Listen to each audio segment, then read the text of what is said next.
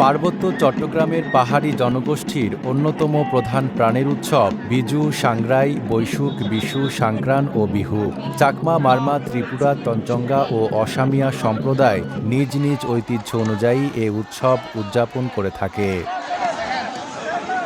আগামী 12 এপ্রিল থেকে শুরু হতে যাওয়া এই উৎসবকে ঘিরে ইতোমধ্যেই রাঙামাটিতে শুরু হয়েছে 5 দিনব্যাপী আয়োজন। উৎসব উপলক্ষে সোমবার রাঙামাটি সরকারি কলেজ প্রাঙ্গণ থেকে বের করা হয় বর্ণাঢ্য র্যালি।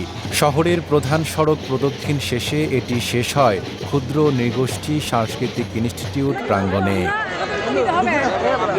পার্বত্য চট্টগ্রাম বিষয়ক মন্ত্রণালয়ের মন্ত্রী অ্যাডভোকেট দীপেন দেওয়ান 5 দিনব্যাপী এ আয়োজনের উদ্বোধন করেন। তিনি জানান, বিজু উৎসব সামাজিক বন্ধনকে আরও দৃঢ় করে তুলবে।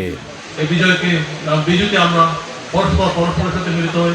এটা আমাদের সামাজিক বন্ধনের একটা দৃঢ় পদক্ষেপ, যেটা আমরা বলি বন্ধনকে আরও দৃঢ় করি। উদ্বোধনের পর শুরু হয় মারমা সম্প্রদায়ের ঐতিহ্যবাহী পানি খেলা, বেইন বুনন, ত্রিপুরাদের গড়িয়া নৃত্য এবং পাজন রান্নার প্রতিযোগিতা। মেলায় বসেছে শতাধিক দোকান, যেখানে পাওয়া যাচ্ছে বিভিন্ন জাতিগোষ্ঠীর ঐতিহ্যবাহী পোশাক ও সামগ্রী। সকল জাতিসত্তাকে আমরা একত্রিত হয়ে এগিয়ে নিয়ে যাওয়ার প্রচেষ্টা চালাতে হবে।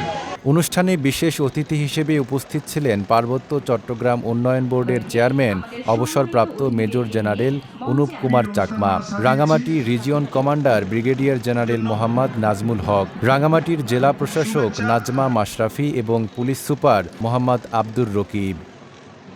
নানা আয়োজন আর সাংস্কৃতিক পরিবেশনায় প্রাণ ফিরে পেয়েছে পাহাড়। উৎসবটি শুধু আনন্দের নয়, বরং সম্প্রীতি ও সহ অবস্থানের এক অনন্য বার্তা বহন করছে। নাইম আরাবী, ঢাকা পোস্ট।